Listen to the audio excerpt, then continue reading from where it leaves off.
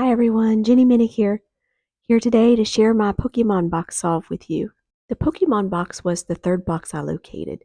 The first one was the Line Share box, the second one was the Appalachian Footpath box, and then the Pokemon box. And the way I found it was that I knew by finding the first two that I was looking for something like a theme park related area, something like that. And I knew that it couldn't be in Tennessee, California, or any state touching those. So I began my search. And also because the Pokemon story had like lots of different critters in it, I thought, well, maybe it's in a zoo. So I focused my search on the zoos. To find the general location of the Pokemon box, I started by just making a list of possibilities. And then I read the Pokemon story while looking at the map for each of those locations to see would any of these places fit the story. And eventually I did find one that did. In fact, the story matched so well that it matched like 26 different spots in the park. So I think that's a little bit beyond coincidence. So for my solve, the Pokemon box is in the Bronx Zoo in New York. Now I know a lot of you are disappointed that I didn't say New Orleans, but I want to challenge you on something. Jon told a story about when he was young, he was running around in and out of bars in New Orleans.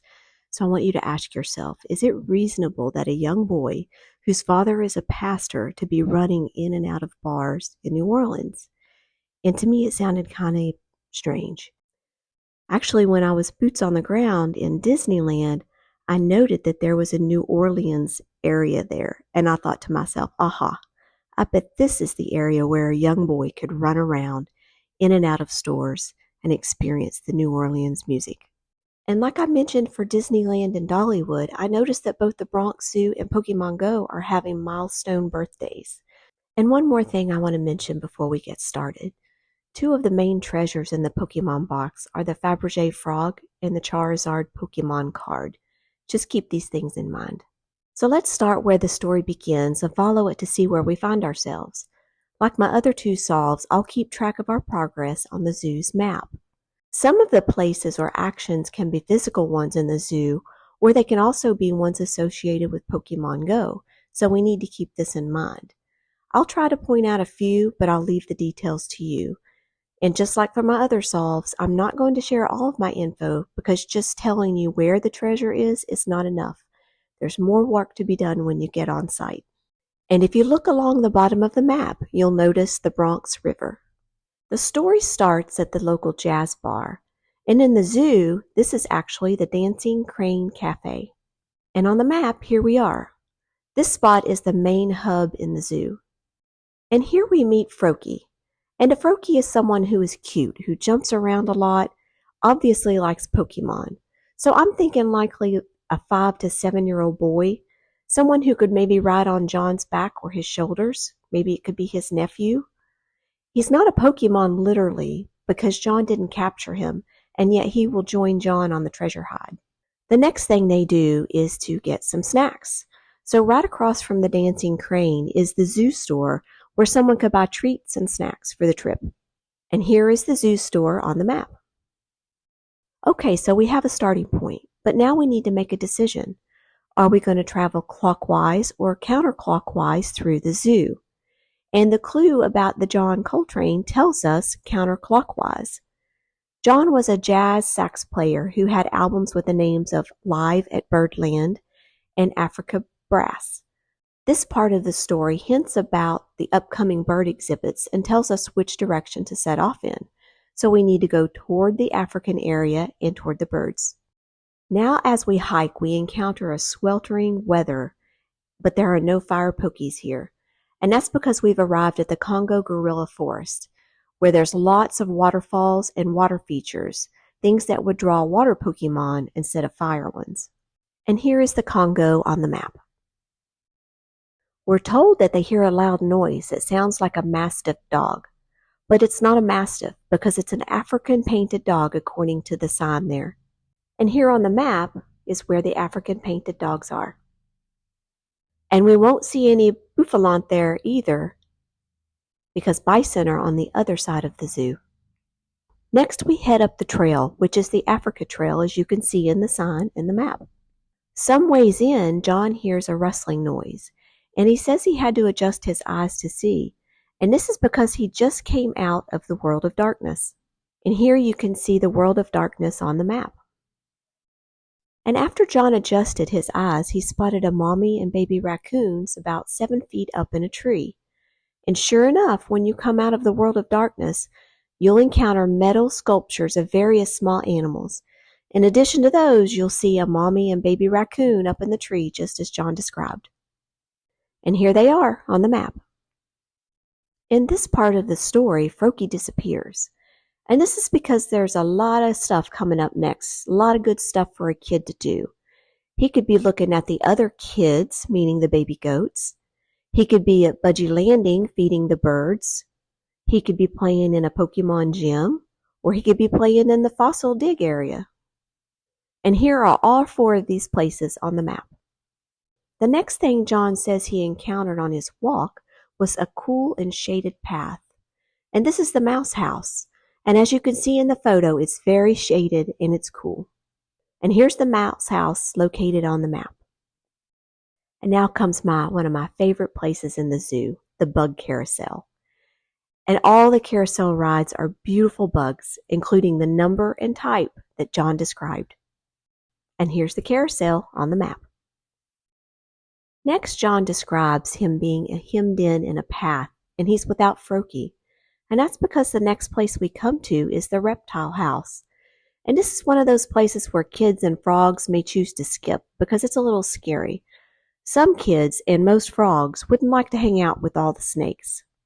And here is the reptile house on the map. And just to point out, we are following a paved path through the zoo, and all these places are aligning perfectly with the story. After coming out of the reptile house, John stops for a drink. He mentions a rock here as well and some fish. And this is the Grizzly Corner. This is where you can get a drink, watch the fish swimming in a pond, and also here is a Pokemon gym. And sitting up on a rock is a reference to that gym, and you can see in this picture a Venusaur sitting on the rock. On the map, this is where you would find Grizzly Corner. Okay, so rocks are the Pokemon gyms, and you can see how Froakie would have easily jumped from rock to rock to rock to catch up with John. And if you continue down that path, you'll end up here on the map. Next, John mentions a stroke of fortune, and this is the Crane's Pokestop that he spun, and then he reversed course. And just to let you know, cranes are associated with good fortune. And you can see on the map that we can reverse course here and take another path that heads toward the rest of the zoo. The next thing John comes to says it reminds him of being 5 years old again.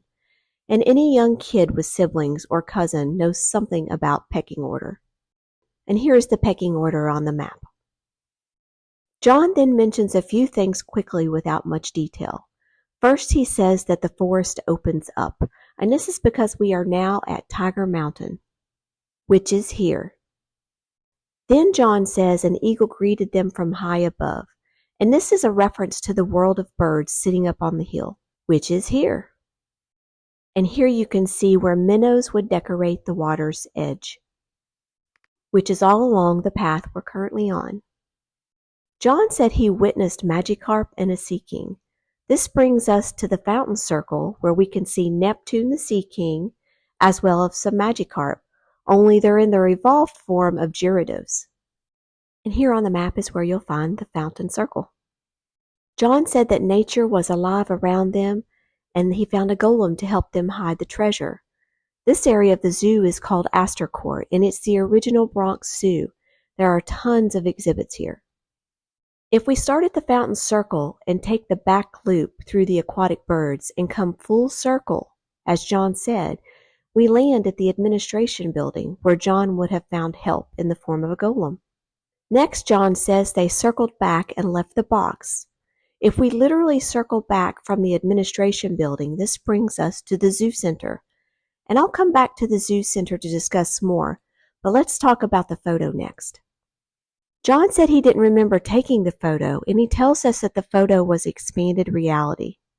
If you look at the photo, you can make out the image of a turtle, a mongoose head, and a crocodile head, and all of these can be found in the Madagascar exhibit. Also in the Madagascar exhibit is the Croc Cave that greatly resembles this picture. And if you're wondering where the Madagascar exhibit is, it's here where I put the camera icon, right next door to the Zoo Center. Okay, let's get back to the Zoo Center. I think this is where X marks the spot is.